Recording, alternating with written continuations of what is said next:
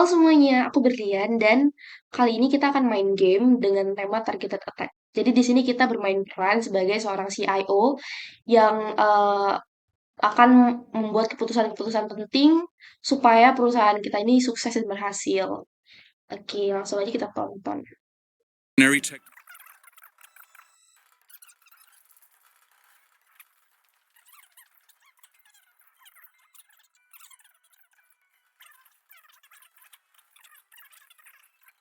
Oke, opsi pertama ini adalah kita eh, menggait pihak ketiga untuk membantu kita identifikasi. Nah, opsi pertama ini sebenarnya oke, karena dengan adanya tim audit dari pihak luar, kita bisa mendeteksi kerentanan yang mungkin miss oleh pihak internal kita. Tapi untuk meng-hire third party ini mungkin akan mengeluarkan biaya lebih nantinya. Kita keep dulu. Opsi kedua adalah menunda peluncuran aplikasi. Nah, meskipun ini menekan budget, tapi menurut saya menunda peluncuran itu bukan hal yang bagus karena ini kan aplikasi inovasi di bidang mobile payment. Nah, tiap tiap saat itu teknologi terus berkembang dan bisa jadi kita disalip oleh kompetitor lain dan itu mengurangi daya saing Fagel itu sendiri. Jadi kayak yang opsi kedua ini enggak.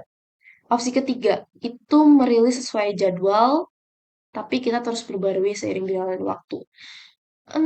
Ini bisa jadi, cuma kalau benar ada serangan atau kebocoran data setelah perilisan itu akan menjadi bumerang bagi perusahaan ini sendiri karena ini akan menghancurkan reputasi perusahaan dan juga menimbulkan kerugian yang lebih besar, jauh lebih besar daripada pilihan lainnya. Jadi kayaknya kita akan pilih menggait pihak ketiga untuk melakukan audit.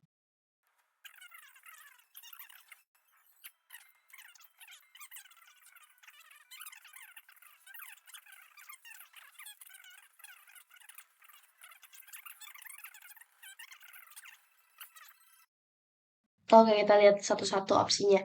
Yang pertama ini, dia udah pernah kerja sama kita, dia udah tahu cara kerja kita itu gimana, tapi dia nggak jago-jago amat. Nah, meskipun dia murah, tapi kayak apa gunanya meng-hire third party yang nggak jago-jago amat. Nggak tahu gitu kan kita bisa kerjain sendiri internal. Jadi kayaknya ini enggak. Opsi kedua itu tech pack. Dia itu jago banget, udah terpercaya, tapi mahal banget. Dia itu setengahnya dari budget kita, which is 6. Ini cost-nya 3 koin. Jadi kayak kita skip dulu. Kita lihat opsi terakhir. Ini freelancers jago-jago juga.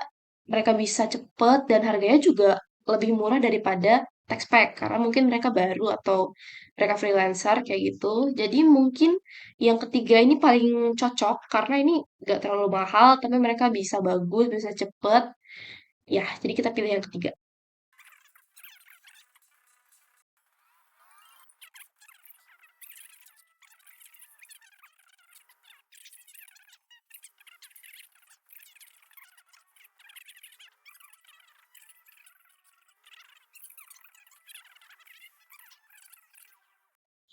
Oke, opsi yang pertama ini segmented network. Ini sebenarnya sangat bagus, tapi sangat mahal. Dan sebenarnya ini juga nggak langsung menyelesaikan masalah dari pihak ketiga. Jadi kayaknya ini enggak. Yang kedua ini justru malah bisa menyelesaikan masalah yang sedang terjadi di pihak ketiga. Dan ini harganya juga nggak semahal dengan melakukan segmentasi networknya. Oke, jadi kayaknya ini kita keep. Opsi ketiga itu meskipun dia gratis, tapi kayak kurang cocok karena dia nggak menambah perlindungan apa-apa. Dia cuma memperkuat yang sudah ada aja. Jadi kayaknya kita pilih opsi yang kedua.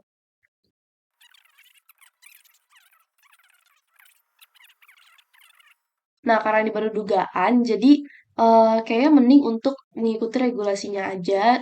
Yang penting kita mematuhi semua requirement, kita memastikan kita udah mengikuti semua persyaratannya supaya kita nggak kena sanksi hukum nantinya. Karena koin kita tinggal dua, sebenarnya Encrypt ini bagus, cuma Koin kita tinggal 2 kalau kita pakai sekarang, who knows nanti setelah ini akan ada hal yang lebih penting lagi. Jadi kayak kita akan pilih opsi pertama aja. Encrypt IP ini bagus, tapi mungkin bisa dilakukan nanti seiring berjalannya waktu. Untuk sekarang kayaknya kita cukup mengikuti regulasi yang ada aja.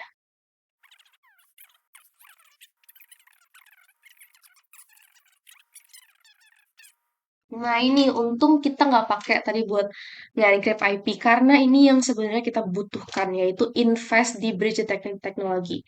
Koin kita tinggal 2 dan ini cost-nya 2. Opsi lainnya enggak. Kita lebih penting untuk mengamankan supaya tidak terjadi kebocoran data, supaya nanti bisa amsyong kita kalau misalnya datanya bocor dan merugikan perusahaan. Karena ini kan aplikasi mobile payment yang dimana kita menyimpan banyak data customer berupa password, username, dan segala macam hal yang penting, saldo, seperti itu.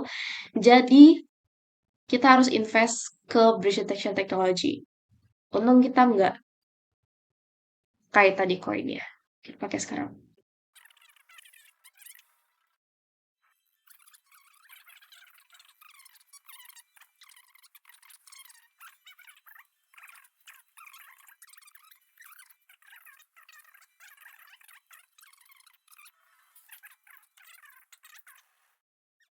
Opsi yang pertama ini mungkin, tapi kita lihat dulu opsi lainnya.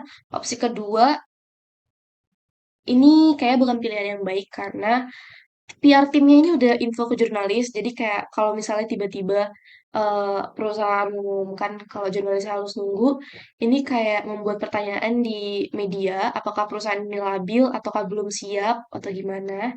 Jadi ini akan membuat impresi buruk. Jadi kayak opsi kedua ini enggak. Opsi ketiga itu kayak ini opsi terbaik karena kita tetap mengundang mereka, jurnalis bisa tetap datang, jurnalis bisa merasakan fitur-fiturnya, tapi di lingkungan yang sudah disiapkan oleh perusahaan. Jadi tetap aman, terkontrol, tapi juga bisa memberikan simulasi yang seperti nyata kepada para media. Jadi kayak kita pilih opsi ketiga.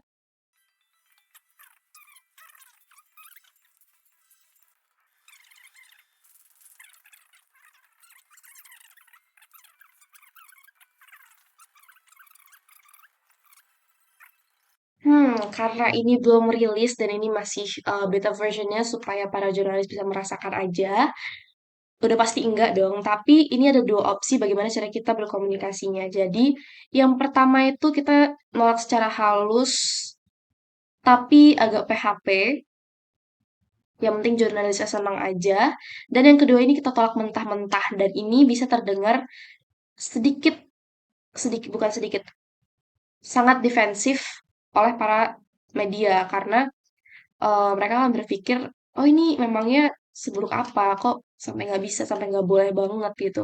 Jadi lebih baik kita pilih yang opsi pertama supaya jurnalisnya tuh seneng aja dan kita juga kayak memberi harapan walaupun kita tahu itu nggak boleh harus tunggu sampai aplikasinya rilis. Jadi kayak agak PHP tapi ya udah kita pilih yang ini karena ini lebih baik.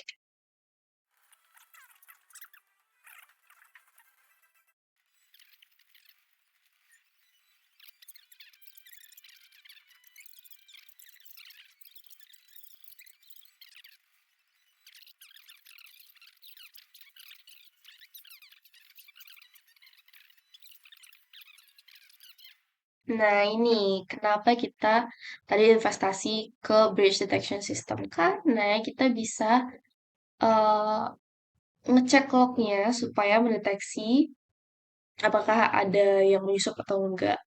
Jadi ya udah karena tadi kita udah investasi, langsung aja dicek lognya.